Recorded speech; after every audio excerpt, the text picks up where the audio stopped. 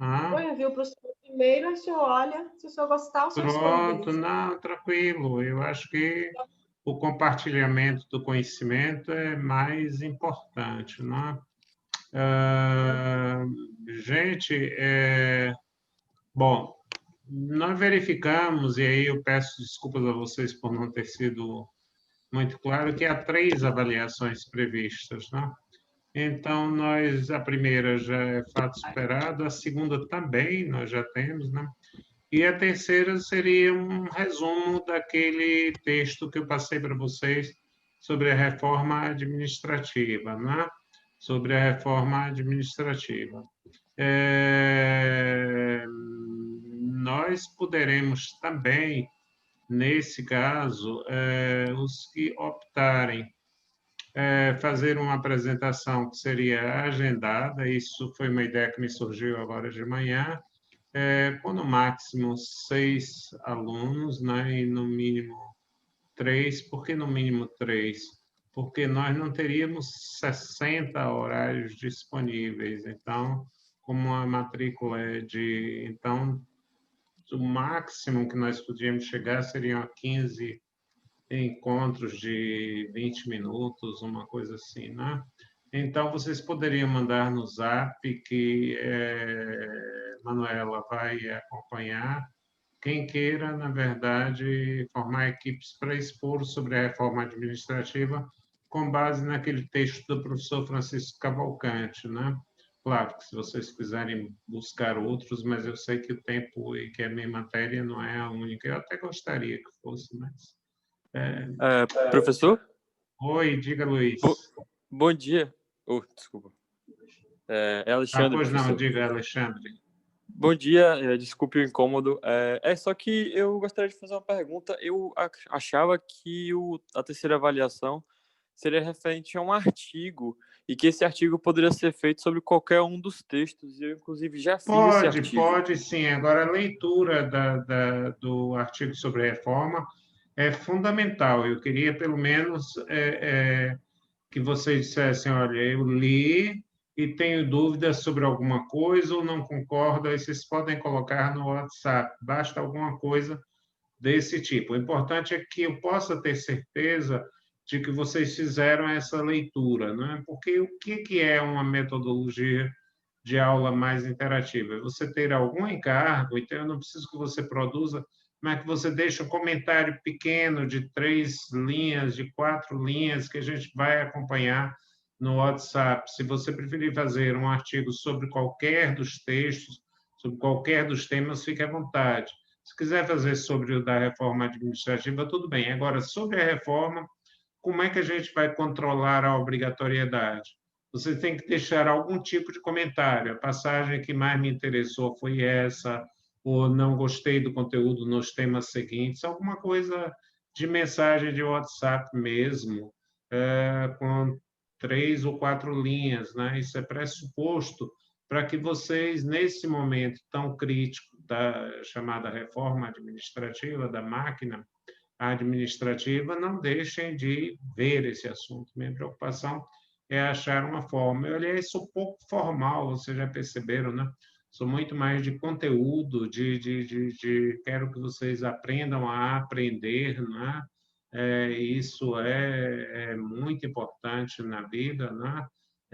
Mais do que a bagagem de conhecimentos, é muito importante a capacidade que vocês têm de refletir claramente sobre determinados assuntos. Ficamos combinados assim?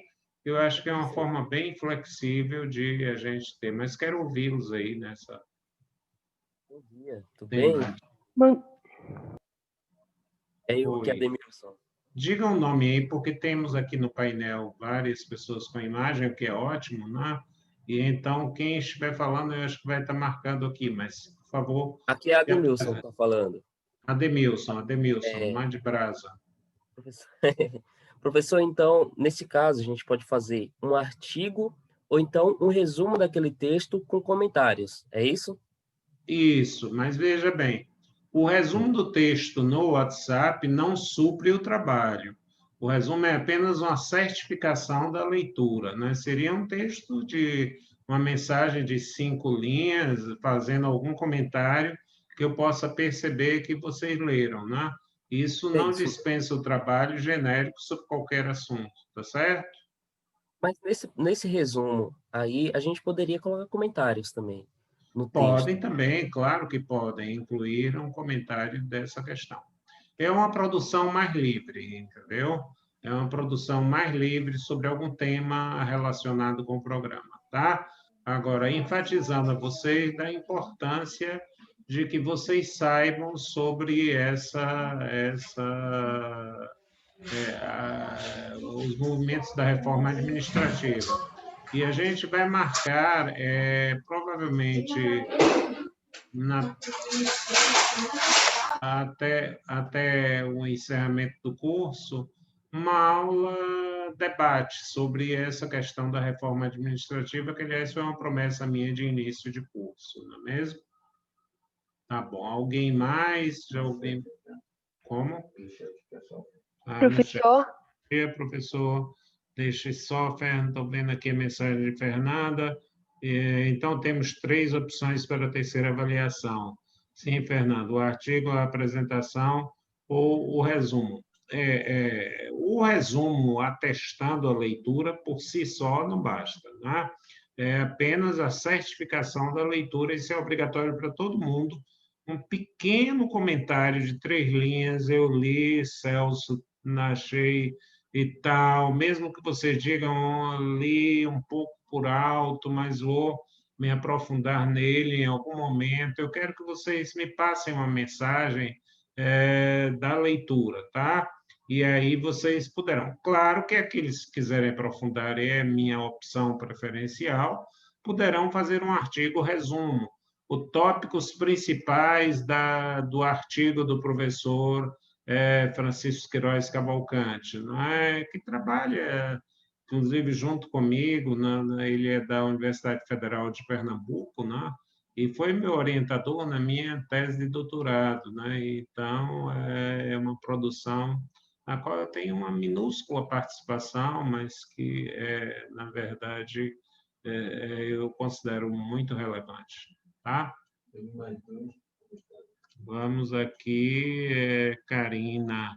Professor, teremos um feedback sobre os trabalhos? Sim, eu acredito que até amanhã eu já passe uma pequena avaliação ou uma avaliação do primeiro trabalho, e até o final da semana do segundo, tá? Dos que já fizeram. Então, amanhã vocês terão uma avaliação do primeiro trabalho, tá certo? Estou olhando com muito carinho, né? E vamos ver. Karina, não, Raquel também aqui. Professor, temos até que dia para fazer a leitura? Olha, a leitura pode ser feita até o dia 17 e vocês podem me entregar 17, tá certo? Porque é o último dia de aula, né? É o último dia de aula e eu tenho que fechar para que vocês não tenham prejuízo. Até o dia 30 eu tenho que estar com as avaliações todas concluídas porque senão o sistema fecha. E aí vocês terão problema de pré-requisito. A próxima semestre ainda será virtual. Mas acho que nós temos aproveitado bastante, né, nesse sistema virtual, né? Nós temos provocado temas muito interessantes. Eu acho que uma coisa vocês não poderão mais sair daqui, é inocentes, tá? Quer dizer, não podem dizer que o tempo passou na janela e que vocês não viram, né? A gente está provocando duro para vocês, né? Em alguns temas, né? Estou feliz com a ideia de Cláudia de trabalhar com contratos administrativos. Também, Manuela, se você quiser fazer uma gravação sobre algum tema que lhe interesse, a gente pode colocar para leitura complementar de vocês, né? Gente, eu deixei tudo gravado para que vocês possam sempre fazer consultas, né? Algum tipo de consulta, podem imprimir ou se acharem interessante, porque são temas que vão ser úteis quando? A vida inteira, né? São temas que vão ser úteis se você não quiser fazer direito, é uma compreensão da vida a partir de uma lupa jurídica, não é? Como, por exemplo, você dizer, eu não entendo nada de economia, então você não dá para viver em sociedade, porque a sociedade tem bases econômicas muito fortes. Por exemplo, o isolamento gera morte também, economicamente a asfixia gera. Então, nos mercados é preciso que haja consumo. Na economia doméstica, quanto menos nós consumimos, mais nós progredimos. Mas na macroeconomia, o consumo faz parte da cadeia de produção, né? Na macroeconomia, o consumo faz parte da cadeia da produção, o que significa a circulação da moeda, né? Então, uma vez foram críticas muito fortes a uma senhora em São Paulo que fez, eu realmente nem teria disposição, nem ânimo, nem faria esse investimento. Mas ela fez uma festa para 2.000 cachorrinhos, pets, e com todos os aparatos antes da pandemia. A iluminação, garçons servindo uísques caros, vinhos de primeira linha, etc., com 2.000 cachorrinhos, que não era mais do que um evento social sofisticado. E muita gente a criticou. E a pergunta que eu faço é o seguinte: nesse momento onde ela fez isso, sim, poderia ter feito outra coisa, ou ter deixado o dinheiro no banco investindo, sem que ele circulasse, né? Mas ela deu emprego a garçons, ela deu emprego a eletricistas, ela deu emprego ao pessoal de limpeza, ela deu emprego ao pessoal que abastece carros. Em suma, ela deu emprego às pessoas que prepararam a alimentação, a bebida, aos fabricantes e aos empregados das fábricas de bebida, ao vendedor de pãozinho. Em suma, uma série de... ela fez girar a roda da economia, não é? Isso é um dado, essa compreensão econômica, porque nós temos uma área muito interessante, pena que a gente, o convívio com vocês seja tão escasso, direito administrativo econômico, né? Que cuida das relações entre direito administrativo e economia. E eu queria contar uma brincadeira para mostrar como a circulação da economia é importante. Claro que esse é um exemplo muito fictício, né? Muito não verdadeiro, mas que vocês pensem sobre ele. Conta-se que uma cidade já meio abandonada, existem muitas no mundo inteiro que ficam abandonadas. Hoje, New York está com um bairro completamente abandonado, né? Porque houve uma mistura, isso uma série de fatores de áreas, comercial e residencial, essa crise. E hoje muitas pessoas fugiram, então ela se tornou o que era uma área muito frequentada, se tornou uma área abandonada, né? Muitas áreas vivem esse abandono. Há algumas cidades no mundo que se extinguem. Há uma cidade que tem hoje apenas 300 e poucos habitantes, né? 300 e poucos habitantes, é uma das menores cidades do mundo, né? Então, uma dessas cidades tinha um pequeno hotel, onde já estava meio empoeirado, e o dono morava lá, e tinha um ajudante, um auxiliar, e não aparecia hóspede nenhum. Quem ia visitar aquele lugar sem maiores atrativos turísticos, sem maiores coisas? Mas, de repente, chega um cidadão estrangeiro e disse: eu gostaria de me hospedar aqui no seu hotel. E então tomou um susto, né? Há quanto tempo não vinha um hóspede? E aí disse: qual é o valor da diária? Disse: são R$ 100. Disse: são R$ 100, aí o senhor precisaria, só na norma do hotel, pagar adiantado. Ele disse: eu pago adiantado, sim, mas eu posso visitar o seu hotel?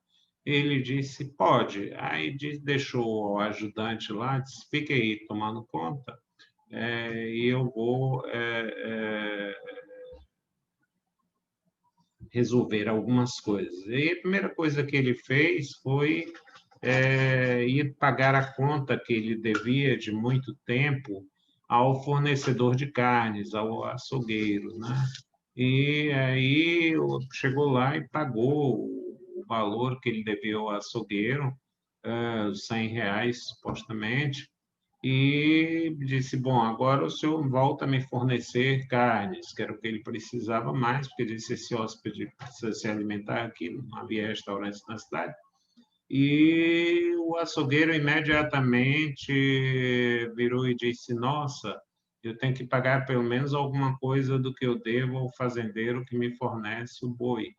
E aí saiu correndo, e depois de ter entregue a carne ao rapaz, saiu correndo e entregou os R$ 100 ao fazendeiro a quem ele devia. O fazendeiro, por sua vez, numa economia estagnada, disse, nossa, eu devo ao veterinário, ele não tem cuidado dos meus animais, e com razão, eu vou mostrar uma boa vontade pagando a ele que tem esse tipo de coisa. E ele, esse veterinário, meio machista e tal, e saía com uma garota de programa e já estava querendo voltar a sair e disse, olha, eu vou lhe pagar pelo valor que eu tenho. E mais uma vez passou os R$ 100 para ela. E ela aí disse, olha, eu ficava naquele tempo naquele hotel e eu vou lá pagar o dinheiro ao hotel para ele poder me hospedar outras vezes. Se esse veterinário está chamando é porque ele vai querer sair comigo. Aí devolveu o dinheiro ao mesmo dono do hotel. Nesse percurso todo, o estrangeiro chega e diz, olha, infelizmente eu recebi um chamado de urgência e não vou ficar no seu hotel. O senhor me devolve meu dinheiro? E disse, sim, claro. E aí pegou a mesma nota de R$ 100 que ele tinha recebido e devolveu. No entanto, a economia circulou. Não é interessante esse exemplo? Vejam, você teve uma grande circulação na economia, uma grande satisfação de créditos e débitos, e, no entanto, não foi despendido um centavo, né? Não foi despendido um centavo. Quer dizer, o que eu estou tentando é mostrar a importância da circulação da economia. Então, o que a pandemia gera? Uma não circulação da economia, um desemprego, uma série de fatores. Então, vamos dizer, esses auxílios emergenciais têm sido emergenciais para quem os recebe e para muitos setores da economia, padaria, onde ele compra o pão, não na mercearia, onde ele compra o arroz, onde ele compra o feijão, e os seus empregados que ali trabalham. Quer dizer, a circulação da economia é muito importante para que a gente analise a questão da pandemia sob essa perspectiva. Então, a questão é a gente ver o direito sob uma ótica global. Larissa está aqui dizendo, professor, bom dia. Gostaria de verificar a pertinência temática de um tema para a construção do artigo. Consiste na contratação para exercício de funções públicas frente ao princípio da legalidade e do interesse público. Alguns municípios pequenos não fazem concurso público e, com isso, acabam contratando a maior parte. Deixa eu ver aqui, porque tem um texto.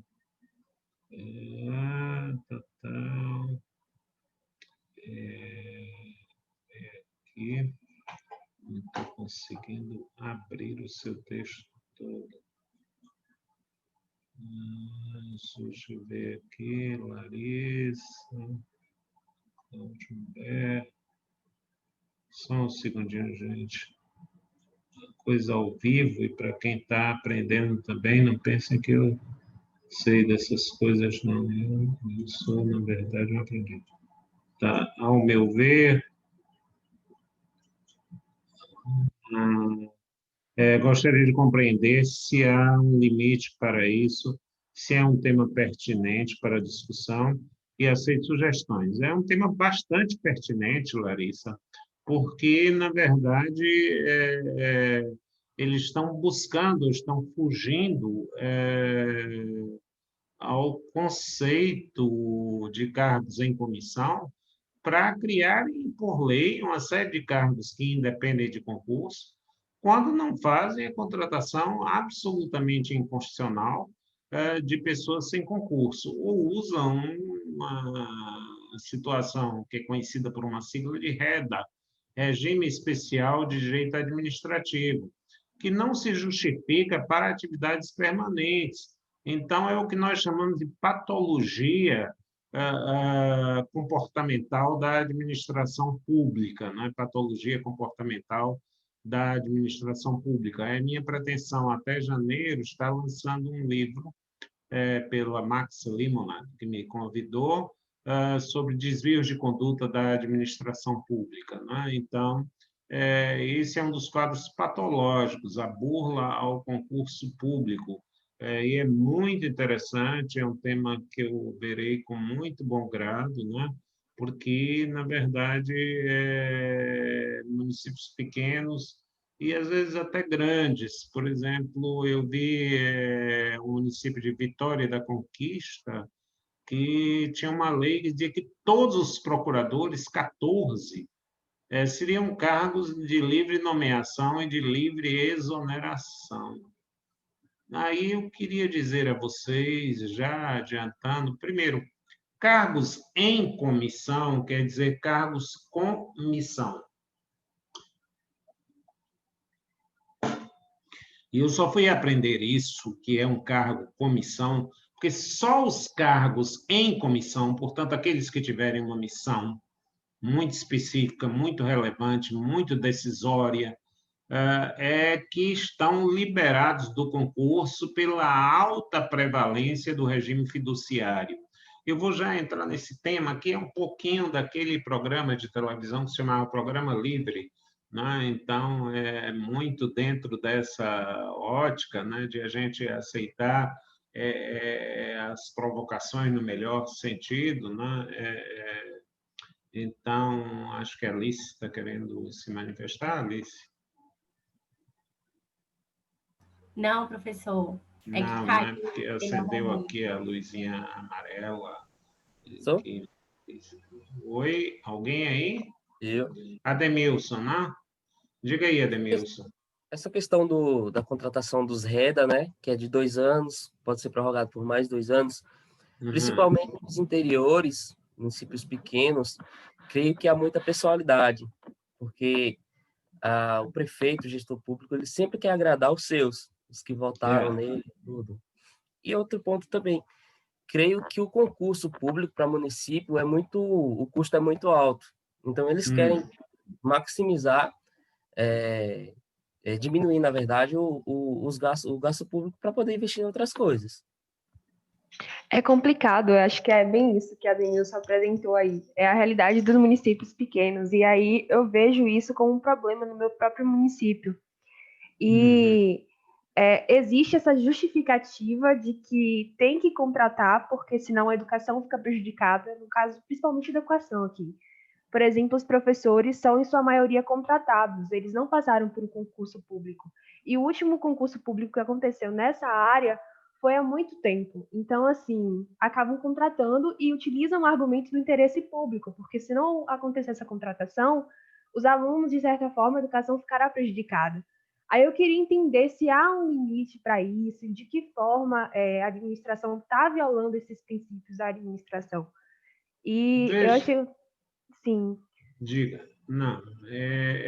O que eu acho é o que nós chamamos de hard case, ou seja, um caso difícil, né? Um caso de difícil equacionalização. Os municípios se tornaram endividados, essa é a grande verdade, sobretudo pelo inchaço da máquina pública, né? E aí eles passam a abusar de um instituto que foi criado para uma excepcionalidade. Um contratado em regime especial de direito administrativo é muito próprio para um programa de vacinação, né? Porque ele vai começar e ele vai terminar. ele é muito próprio para substituir uma professora grávida que se afasta do trabalho, né? Ou de um professor que entra em licença para fazer uma pós-graduação e, durante esse período, você precisa ter alguém. Mas a temporariedade é fundamental. E o que é que a administração diz para fazer isso? Ela diz: eu estou economizando, porque eu só contrato o professor de março a novembro, e aí eu não pago nem dezembro, nem janeiro, nem fevereiro, nem encargos, porque eu contrato via reta. Ora, isso é uma desvalorização do professor, uma burla à regra do concurso, porque a necessidade do professor é permanente, e uma concepção muito estreita do que é o processo educacional. Porque, veja bem, nós, professores universitários, temos férias de apenas 45 dias. E não quer dizer que não tenhamos que trabalhar, porque vocês, estudantes, estão de férias. As férias de vocês podem ser 90 dias, ninguém nem sabe mais como é que vão ser com essa pandemia, não é? Mas é preciso que haja um enfrentamento. Nós não podemos ignorar que o problema existe. A primeira coisa é ter um diagnóstico. Nós não podemos negar que há despesas altas, mas não podemos negar também de que há uma infração constitucional grave e uma instabilidade muito séria para os professores, comprometendo a qualidade do ensino, né?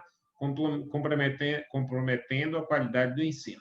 Eu entendo que já é hora de se acabar. A Constituição Federal de 88 tem coisas muito boas. O ministro Carlos Aires de Brito dizia: ela erra no varejo, mas acerta no atacado. Mas é tanto varejo nessa Constituição que eu já fico meio em dúvida. Ela começou a falar em regime jurídico único dos servidores públicos. Só que ela nunca cumpriu, é óbvio que ela nunca cumpriu, porque, por exemplo, só para dar um exemplo, militares jamais poderiam ter regime jurídico igual ao de civis, eles têm regras próprias, eles têm situações próprias. Professores também precisam ter um regime jurídico próprio. Por exemplo, eu defendo que professores não tenham concurso válido para a vida inteira, porque se o professor deixa de estudar, deixa de se renovar, quem paga o preço são vocês. Se o professor, de tanto ler ali Meirelles, já se acha professor de direito administrativo, quem vai, na verdade, pagar a conta disso todo é o país. Não é que vai ter o cara com direito, com a Eli Meirelles debaixo do braço, Maria Silvia Zanella de Pietro, se já tiver melhorzinho, né? Eu digo que temos professores de Eli Meirelles, já temos professores de Maria Silvia Zanella de Pietro, alguns poucos chegam ao Celso Antônio Bandeira de Mello, mas dizem que ele é confuso, que ele é pouco. Então, eu acho que o concurso de professor, como acontece em muitas universidades europeias, deveria ser renovável a cada 3 anos. Mas essa solução de você economizar recursos, desvalorizar o professor, criando para ele um emprego temporário, um emprego que ele precisa votar no prefeito para continuar ou torcer para que o candidato em que ele votou seja eleito, isso, na verdade, prejudica imensamente, é uma chaga na administração pública muito forte, né? Porque você termina tendo uma qualidade ruim. Vejam bem, porque essas pessoas que vendem o seu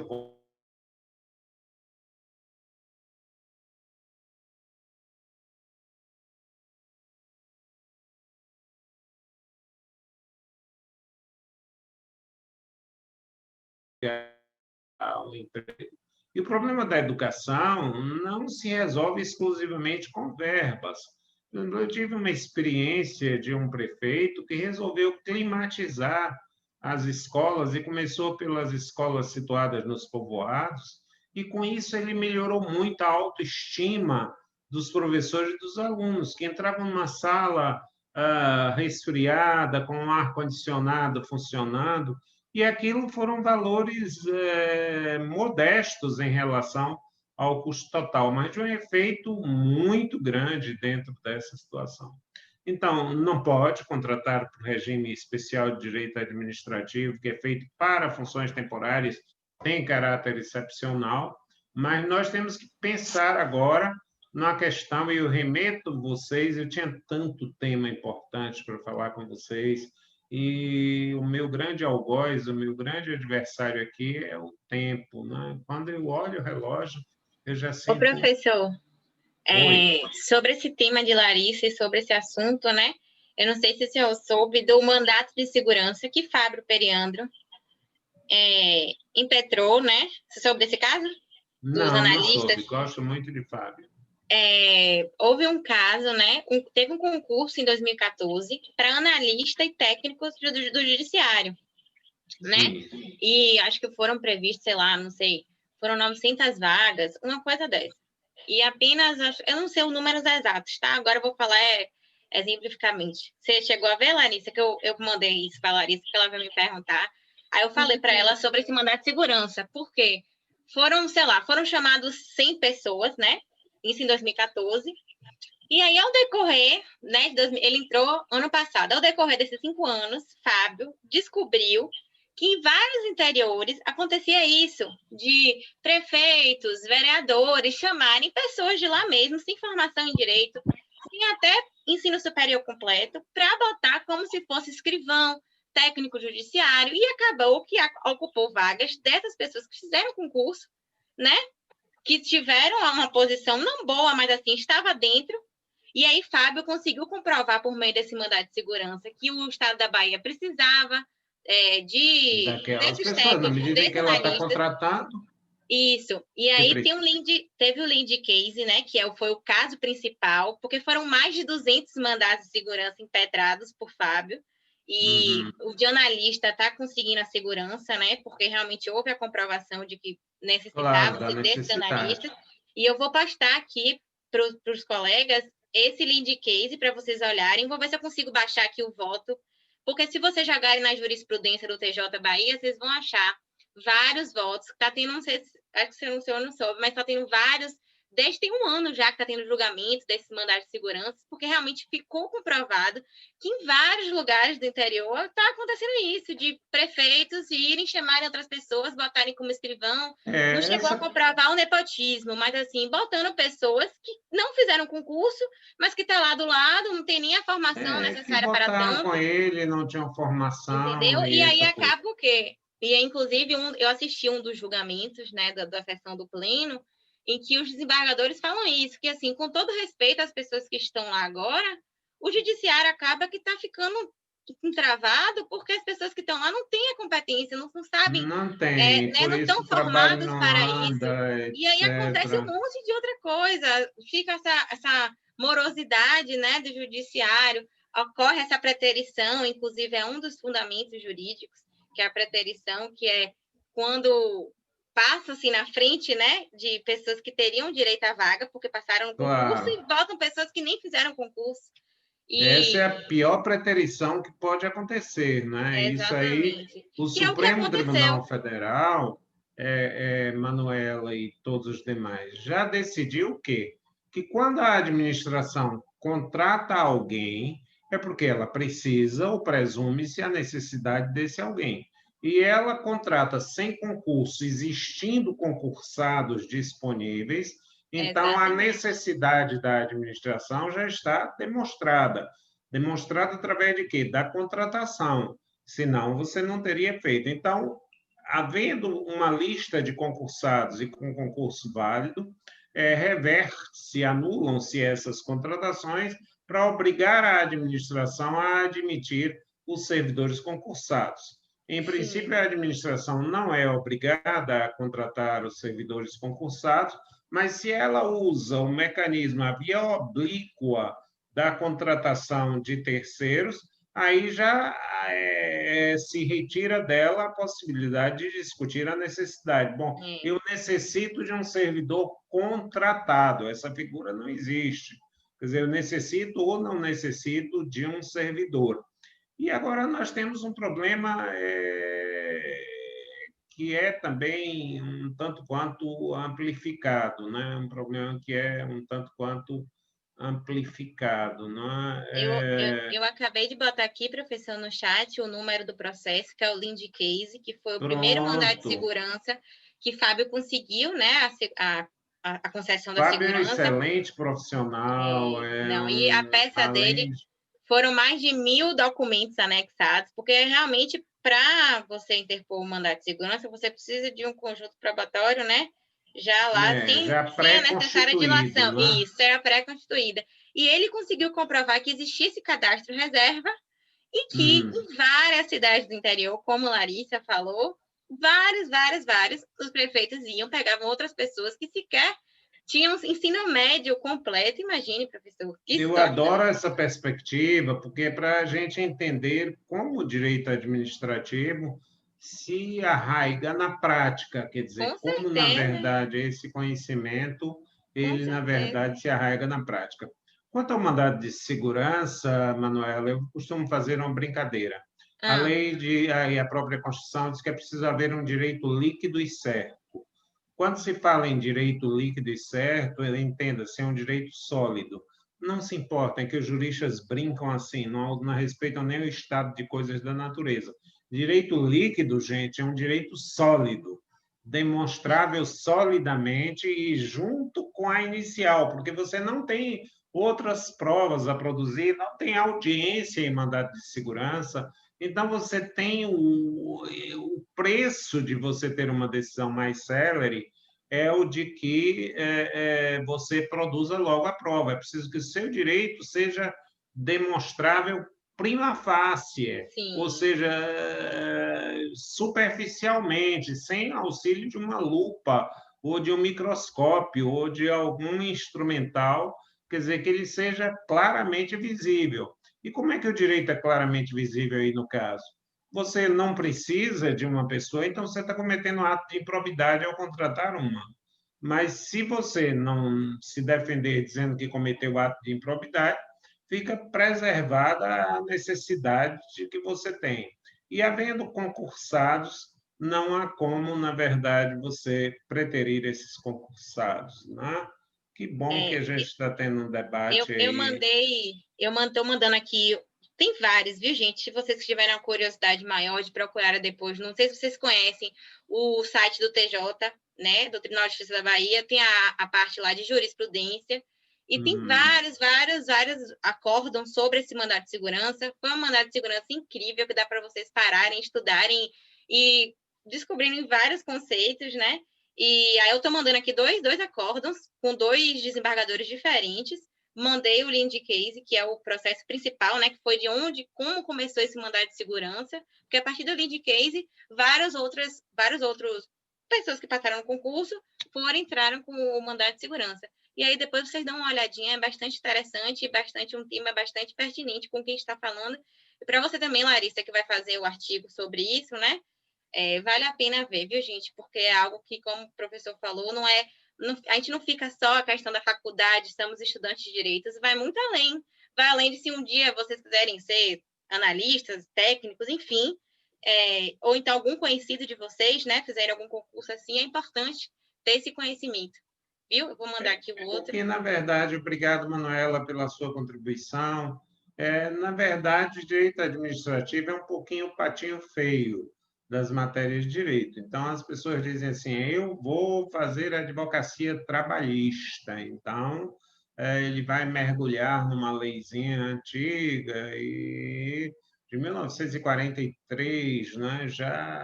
E aí a CLT, esse tipo de coisa. O direito tributário é o direito mais elitista, né? Porque as pessoas que têm questões de tributos são as pessoas que já estão na classe A e B, né? A classe C não tem nem renda, quanto mais impostos para pagar sobre a renda. E nós não percebemos que pagamos impostos indiretos, desse nós nunca reclamamos. Se você, na verdade, aciona o interruptor para acender uma lâmpada, se prepare para já estar pagando o ICMS, né? Porque sobre a conta de energia você já tem ICMS. Se você tomou um transporte coletivo, se prepare para estar pagando IPI, Imposto sobre Produtos Industrializados, na compra do ônibus, que é repartido com o passageiro, e daí por diante.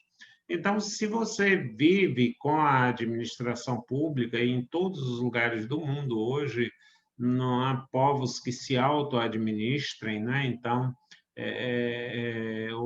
o que seriam povos que se subministrariam, né?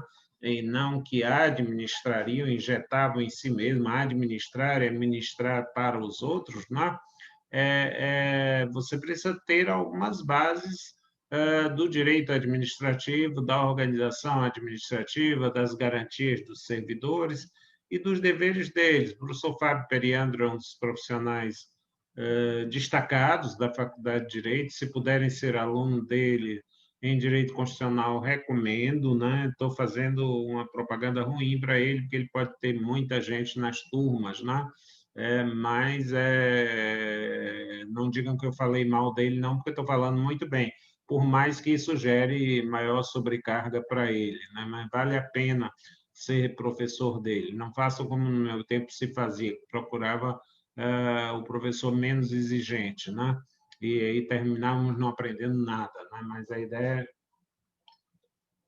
Inclusive, esse texto que o senhor passou, professor, sobre a PEC, é muito importante, além de nós, estudantes de direito, né? Como cidadãos também, porque é uma proposta de emenda constitucional bastante tensa, ainda mais para quem quiser fazer concurso público, né? No futuro, eu imagino que vocês vão se formar só daqui a 2 anos. Quem quiser fazer concurso, trate de ler esse texto, é porque muito senão importante. você não vai. Depois tem outra coisa, gente. Mudem para o curso de veterinária, porque alguém vai lhe perguntar o que você acha da reforma administrativa.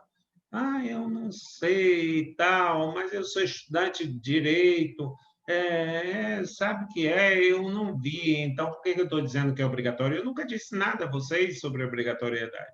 Mas por que eu estou dizendo isso? Para não deixar vocês, quem sabe, talvez, vamos ver, é um tema que eu lhe dou uma resposta depois, o tema é muito complexo para ser exposto, eu estou sem tempo, olha, meu celular acabou de tocar e tal, tal, tal, porque você não vai saber dizer nada sobre a reforma administrativa, então vão lhe cobrar. Mas você não é estudante de direito? Sim, sou, mas não sei, etc, etc, etc. Você não precisa saber de determinadas questões mais complexas, mas é essa que está no dia a dia. Não é? Essa é uma coisa que está no dia a dia, então ler isso é como tomar café da manhã, é como escovar os dentes, é como ter hábitos de higiene, é como usar a máscara e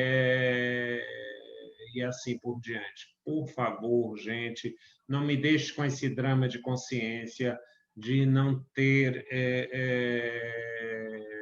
entre aspas, forçado a leitura, né? Vocês podem até não gostar, eu gosto, acho encheu leve. Francisco é uma pessoa, é o diretor hoje da Faculdade de Direito da Universidade Federal de Pernambuco, né? E eu não escolheria um texto se não achasse que tem um grau de profundidade e uma leveza também de exposição muito grande. Então, é muito importante que vocês tenham esse tipo de visão. Bom, vamos voltar a falar do que tínhamos dito sobre a questão da discricionariedade, que é um tema muito maltratado. Todas as pessoas, todos os livros que eu vejo, costumam falar de que nos atos vinculados, como, por exemplo, alguém que passa num concurso tem que ser chamado na ordem do concurso, não pode ser preterido por contratações indevidas para desempenhar a mesma ou funções semelhantes, né? Isso já aconteceu na Faculdade de Direito, com professores que eram substitutos, mas que tinham sido aprovados em concurso público federal e não eram chamados, enquanto estavam se chamando a ele próprio como substituto. E ele ingressou com mandado de segurança e conseguiu ser aproveitado pela via do concurso, né? Conseguiu ser aproveitado pela via do concurso, que acabou nos beneficiando, porque pelo cálculo da UFBA ele não ocupou vaga, foi vaga criada pelo judiciário, né? Terminou acabando nos gerando um benefício, né? E hoje, felizmente, tem se diminuído essa burla que acontecia muito nas universidades federais, mas eu vou dar uma notícia para vocês estarrecedora. 92% dos servidores do hospital, das clínicas da Universidade Federal é contratado de modo terceirizado. Isso inclui médicos, enfermeiros, técnicos de enfermagem, para não falar do pessoal de apoio. Estou falando em 92%. O último concurso feito pelo Hospital das Clínicas tem mais de 40 anos. Quer dizer, então, na verdade, essas pessoas todas ou estão aposentadas ou, na verdade, sobrevivem lá, não é? Já no final de carreira, né? Já no final de carreira, né? Se bem que hoje o conceito de final de carreira é relativo, né? Mas, então, voltando ao que eu falava, a questão da discricionariedade. A discricionariedade é um convite do legislador para que o administrador examine as situações frente a frente e encontre a melhor solução possível, a melhor solução variável. Essa exige um juízo de ponderação muito forte, um juízo de ponderação muito forte que há de resultar na motivação. Não é uma escolha, não é mais ou menos uma coisa, eu quero construir a estrada que leva do ponto A ao ponto B. Por que você quer? O que me interessa o seu querer? Eu quero saber por que essa estrada é necessária e não a outra. Ou até por que uma estrada e não uma escola. Ou até por que pontos essa estrada deve passar. Vejam que a questão da discricionariedade ela envolve a aplicação de um critério diante de um fato concreto. Por exemplo, não pagam custas as pessoas que não tenham condições suficientemente para arcá-las. Mas por que a lei diz que estão isentas de custas e que entrem no chamado regime de assistência judiciária? Por que a lei que não diz um valor de quanto a pessoa ganha?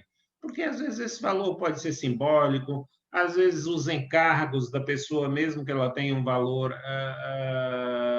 razoavelmente alto, mas ela tem encargos muito grandes. Então, só um juiz vai avaliar se ela tem ou não condições de obter uma isenção das custas, né? Ou, pelo menos, uma postergação do pagamento das custas até que ela venha a ter condições de pagá-las, né? Então, o ato discricionário está longe de envolver qualquer margem de liberdade. Ele é, na verdade, antes, um instrumento de aperfeiçoamento das soluções administrativas, Não é possível. Oi. Só um parênteses, desculpa te interromper, mas é que para Patrícia Batista, a autora que eu sempre passo, né, textos, ela faz um adendo que, na verdade, o ato discricionário, ele não é um livre-arbítrio do administrador. Na verdade, o administrador está vinculado aos princípios da administração, porque o ato vinculado, a gente fica vinculado ao que está descrito em lei, né? Já a discricionariedade, eu, inclusive, pensava dessa forma, não, a discricionariedade, o administrador vai ver o que é melhor para o interesse público e vai lá e faz o que quiser. Quando, na verdade, não, ele tem que se ater aos princípios da administração, né? Assim, não é ao seu bel prazer. E é fundamental ele ponderar qual é a melhor relação custo-benefício.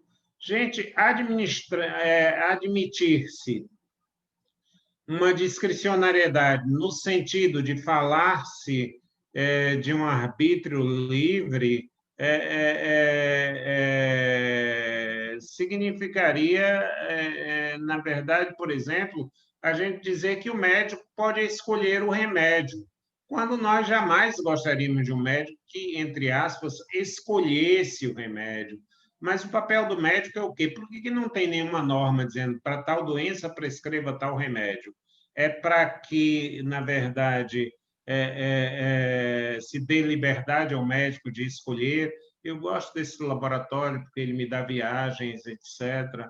Não, não é para o médico fazer isso. É para que, em cada caso concreto, ponderando a idade do paciente, o sexo, a história de vida, as contingências, esse remédio seja mais adequado do que aquele. Quer dizer, é um exame de pesquisa.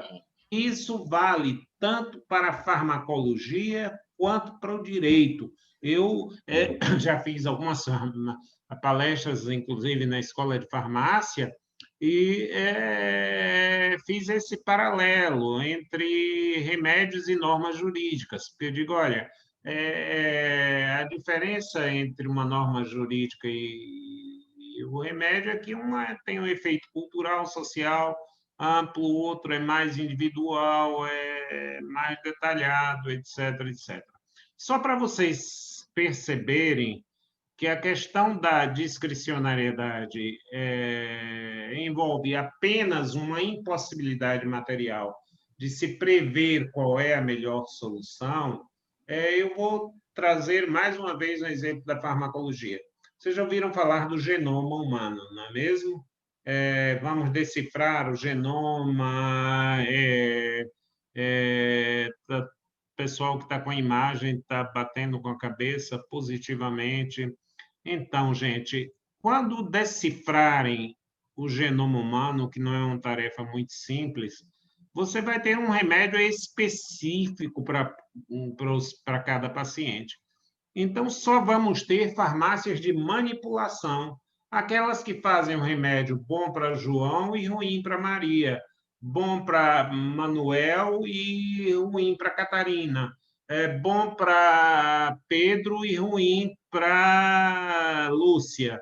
Entendeu? Quando você criar o genoma, ou seja, quando você aperfeiçoar os dados, e aí é que você não terá uma regra de prescrição geral, para que você diga, olha, Covid e ivermectina.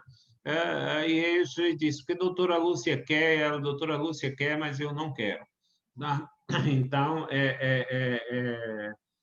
a pauta geral tende a ser mais superficial do que a pauta específica.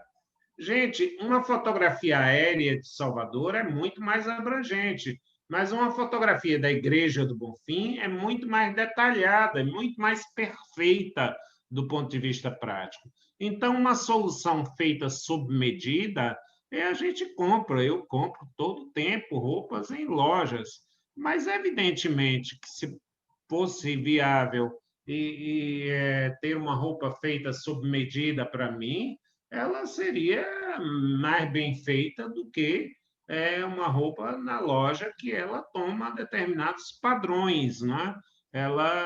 Assim é o ato vinculado. O ato vinculado, em nome da segurança, ele prestigia regras pré-editadas.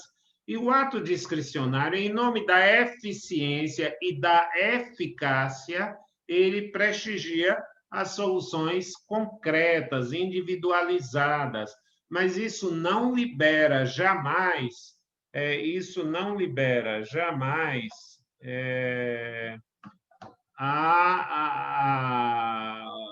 o administrador de adotar a chamada solução ótima ou a melhor solução a ser tomada em um determinado caso, né? Por exemplo, quando eu tive que comprar livros para a biblioteca da faculdade, só para mostrar na prática o que são as coisas, eu alterei o perfil da compra. Por que eu alterei o perfil da compra? Porque, numa boa hora, onde a universidade adotou o regime de cotas, os alunos procuraram mais os manuais do que os livros de pesquisa. Porque o que acontecia? Quando a escola era extremamente elitista e perdeu um pouco, graças a Deus, desse caráter elitista, todos os alunos podiam comprar 10 manuais, 5 manuais, ninguém frequentava a biblioteca para buscar manual. Então, era uma perda de tempo você deixar os livros lá. Nós vimos livros que chegavam a ter 10 anos sem uso, sem nunca ter havido um empréstimo para ele. Mas quando você viu que o perfil de demanda, e aí eu pedi à bibliotecária, vá anotando as demandas e a quantidade de pessoas que demandam livros e que você não os tem, para que a partir daí eu possa definir um perfil na aquisição desse livro.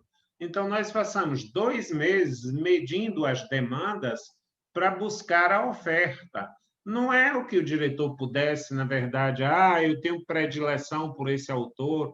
Isso, na verdade, seria uma escolha arbitrária, né? Seria uma escolha arbitrária. Vocês vejam que um ato discricionário de comprar livros para uma biblioteca exige medida, exige um critério, porque eu ficaria sempre com a formação que tem em direito administrativo, meio sem jeito. Por que você comprou todos os livros de um autor? Ou porque você deu preferência clara para as obras de fulano de tal? Ou porque você prestigiou os professores locais, e já eu recebi pedidos.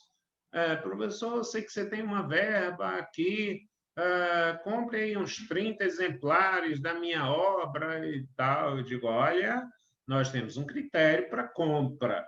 Vamos ver se faça uma oferta da sua obra para a biblioteca que a gente divulga. E se tiver mais procura, eu vou comprando. Não, mas eu não posso usar o dinheiro público para comprar os livros que eu ache que deva comprá-los. Eu tenho que definir, gente, o ato discricionário é um ato que exige muita ponderação, o ato que exige muita ponderação. O que é ponderação? É medir a necessidade, é medir a adequação, é medir o custo-benefício. Eu tenho que saber se aquela compra é necessária, se ela é adequada e se ela tem um custo-benefício bem próprio. Por exemplo, quando eu quis revitalizar aquele pavimento que é o subsolo, e nós chamamos ele de pavimento da extensão, porque ali tem o memorial, temos o Espaço Cultural Raul Chaves, temos o Observatório da Pacificação, e temos um espaço que ainda não foi aproveitado para a prática jurídica, não é? Então, seria a área da extensão. Até aí eu fui. Só que a pessoa disse, professor, eu acho que aqui, para a nobreza desse espaço, já comportaria um granito. Eu digo, eu parei aqui, porque, na verdade, nós temos outra necessidade. Eu acho lindo um granito, tá? Mas eu estou lidando com o dinheiro público e eu estou querendo, na verdade, uma demanda adequada para satisfazer as necessidades. Quanto ao memorial, eu faço. O memorial está bonito, então vocês estão convidados para, quando puderem, visitá-lo, né? E temos feito... antes da pandemia, recebemos visita até de professores estrangeiros e resgatamos obras muito importantes. Mas o que eu queria dizer a vocês é de que a discricionariedade ela exige um exame. E atenção, quando vocês virem requisito essencial do ato administrativo, motivação. Motivação é resultado de ponderação. É resultado de ponderação. A motivação só pode surgir validamente depois da ponderação. É como o médico que estabelece o diagnóstico a partir dos exames, não é? Então, a motivação por si mesma, ela é bastante simplificada. Ela funciona como um atrativo para convencer determinadas pessoas, né? Mas ela não tem um juízo de ponderação. O melhor exemplo de motivação que eu queria dizer a vocês conta-se, vocês podem achar isso no Google, que um cidadão que era muito amigo do poeta Olavo Bilac foi se queixar a ele, olha, eu tenho umas propriedades que são inúteis, só me dão despesas. Eu, por exemplo, estou querendo vender um sítio. Ele me dá uma despesa terrível e eu queria que você fizesse um anúncio chamativo para vender esse sítio. E o Olavo Bilac, que era muito amigo dele, e frequentou algumas vezes o sítio, preparou um anúncio assim: vende-se sítio com árvores frondosas e casa ao nascente, onde é possível pela manhã ouvir o canto dos pássaros e à tarde desfrutar de uma sombra com ventilação muito grande. E na hora do lazer encontramos um belo córrego, que na verdade do qual despencam águas em forma de uma pequena catarata, né? E aí entregou o cidadão. 2 meses depois, Bilac encontra-se com esse cidadão. E aí, conseguiu vender o sítio? Que nada, Olavo. Depois que eu li seu anúncio, eu vi o que eu ia perder, né? Eu vi o que eu tinha na mão, para que eu ia querer vender esse sítio mais. Eu não desisti completamente de vender. Então, a motivação é para lhe estimular a entender alguma coisa. Mas a motivação em direito, ela é perigosa, porque eu sempre vou justificar a construção de um hospital, não é? Então, você pode dizer, para que construir um hospital? E eu digo, pior é que eu digo, você não tem necessidade de construir um hospital, não, prefeito. Como não tem necessidade de construir um hospital? Espera aí. Você está responsável pela chamada atenção primária. O que significa isso? Cuidar de braço quebrado, cuidar de pressão alta, cuidar de diabetes, cuidar de desnutrição, cuidar de probleminhas intestinais. Isso é atenção primária. O senhor sabe qual é a demanda da medicina em termos de atenção primária? 80%, isso é um dado estatístico. A atenção secundária, ou a atenção de segundo nível, representa 15%. E o que é ela? Eu estou dando dados estatísticos reais, gente. O que é ela? Na verdade, aquela demanda por médicos especialistas, um otorrino, um oftalmologista, um gastroenterologista. Então, se chama uma atenção não mais básica, mas serviço de atenção média. E o que são os serviços de alta complexidade? Aqueles onde você só tem como tratar a partir de uma internação hospitalar. Isso representa os 5% da demanda da população brasileira, e é um número muito próximo em cada país. Então, se você, na verdade, investir em 10 postos, que é mais ou menos um cálculo de que 10 postos de unidade num excelente nível equivale a um hospital. Você está atendendo a 80% da população e mande para grupos de municípios trabalharem os 15%. Dê uma contribuição para um hospital regional. Então, porque senão, você vai superlotar o seu hospital, vai dar um atendimento muito ruim, porque as pessoas não têm um posto de atendimento bom, que lhes satisfaça aquela necessidade básica, que lhes satisfaça os problemas de desnutrição, de desidratação, de febre e de pressão alta e dores de coluna. Então, se você trabalhar na atenção primária, você vai diminuir a necessidade de um hospital. E se você trabalhar em esgotamento sanitário, com muito mais razão. Então, será mesmo que os administradores pensam nisso e ponderam? Como é que você pode fazer ou justificar um hospital quando você não atendeu os 80% a um custo mais barato e vai atender apenas aos 5% a um custo mais alto? Percebem que a discricionariedade não envolve uma escolha, mas uma medição? Por exemplo, agora vocês já terão mais dificuldade em dizer, por exemplo, se fizesse um plebiscito, vamos construir um hospital, seria me tragam os dados de demanda dessa população. Porque os dados estatísticos que Celso me disse, eu vou conferir, e claro que pode, hoje com o Mr. Google, a gente não pode nem sair dizendo as coisas por aí, porque todo mundo vai conferir, né? Você vai para o médico e já conferiu tudo, né? E diz que o médico botou numa tabuleta na porta dele se você já consultou o Google antes de vir aqui e quer ter apenas uma segunda opinião, procure, por favor, o doutor Yahoo. Não, então, é basicamente isso. Então, a discricionariedade é resultado de uma ponderação que aí se expressa, se traduz, se demonstra ou se torna transparente através da motivação.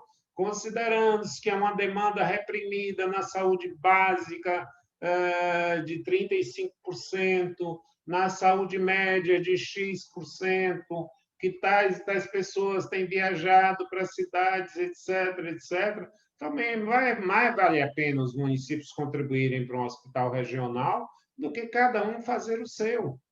Nós criamos, por exemplo, há muitos anos, quando não se sabia nem o que era isso, o Consórcio Municipal do Vale do Jequitinhonha.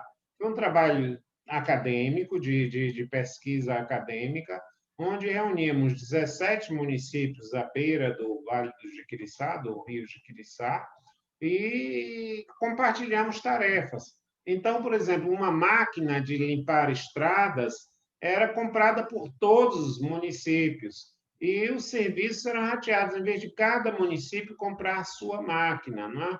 E procuramos especializar os médicos. Isso hoje ficou um pouquinho desgastado pela transitoriedade da política, né? Mas foi uma ideia que até hoje continua inteiro, provavelmente o primeiro consórcio de municípios montado no Brasil para partilharem ideias e para compartilharem e cooperarem reciprocamente na prestação de serviços, tornando-a mais eficiente. Eficiente também significa cumprir os prazos, manter essa situação, e eu tenho, na verdade, que, em nome de um grau de eficiência e de compromisso, de deixá-los aqui, né, gente? Meio constrangido, acho que esse tempo é até razoável. Vejam, essa é uma medida vinculada. As aulas síncronas não podem exceder de 1 hora. E qual foi o pressuposto? Um pressuposto muito bom, de que, depois desse tempo, a atenção de vocês cai. Não é? Mas será que em determinadas situações e com outro modelo, e a experiência, para mim, já no segundo semestre será mais enriquecida, não poderíamos ter uma aula de 1 hora e meia? Será que não se poderia dar um grau de flexibilidade para esse tipo de situação? Então, comecem a olhar a discricionariedade com olhos menos inocentes. Com olhos menos inocentes. Não achem que é... Professor, Larissa botou aqui assim no chat, estava confundindo arbitrariedade e discricionariedade. E é justamente aí que reside uma dos grandes cernes, né, da doutrina, porque tem que ter muito cuidado para que o ato discricionário não se transforme em uma pura e simples arbitrariedade do administrador, né? Uma linha muito tênue. Então, é tem que uma ter linha, na verdade, ao mesmo tempo tênue, mas de conceitos antagônicos, né? A Sim, discricionariedade bem aplicada, ela é, na verdade, uma necessidade imperiosa da sociedade.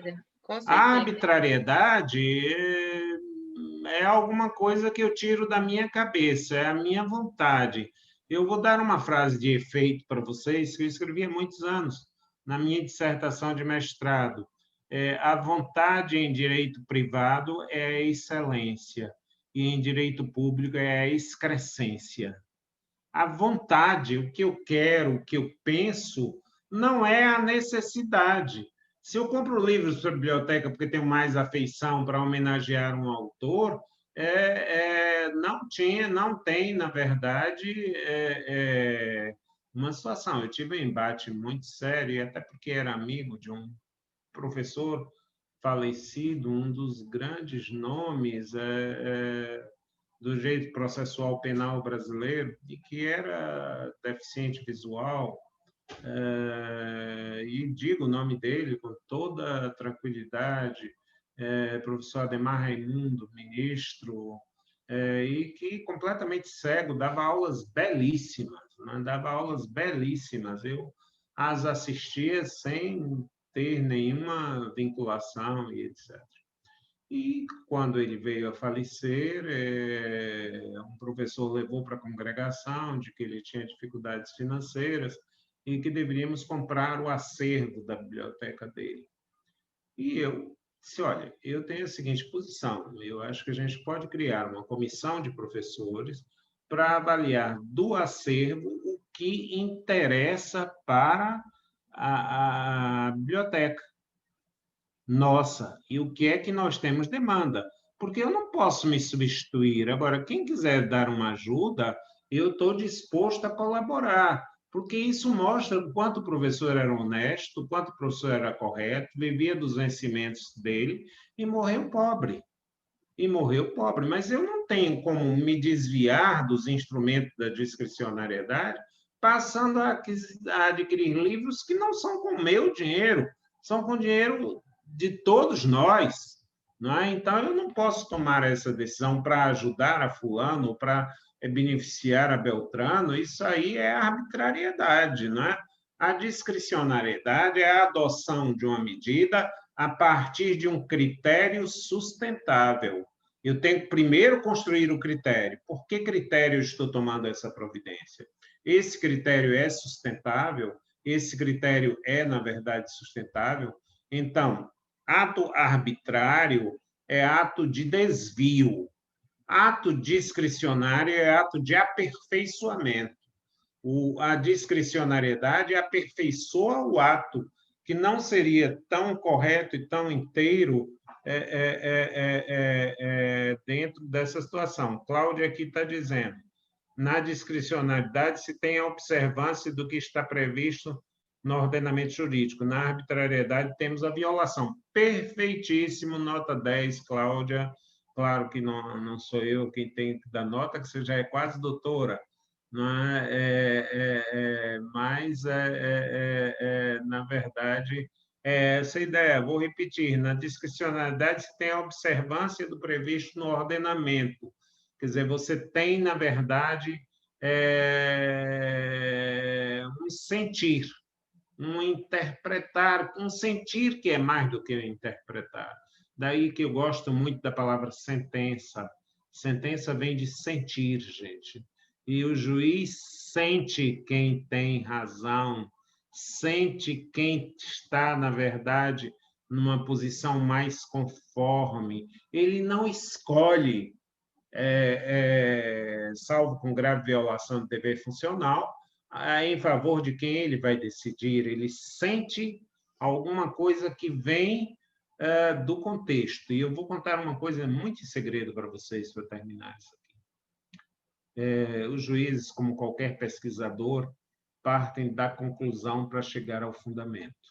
Eles têm, primeiro, uma visão global do processo, e depois dessa visão global, eles formam o convencimento deles, e eles aí vão buscar os detalhes, os pormenores que sustentam o convencimento dele. É mais ou menos o que o Isaac Newton fez quando a maçã lhe caiu sobre a cabeça, a ser verdadeira essa coisa, ele induz a gravidade e aí começa a pesquisar os fundamentos, ele já tinha um pressuposto. Quer dizer, então o juiz também constrói uma hipótese, eu gosto de tirar o acento de hipótese, hipótese para mim não tem acento, é hipótese, é menos que a tese.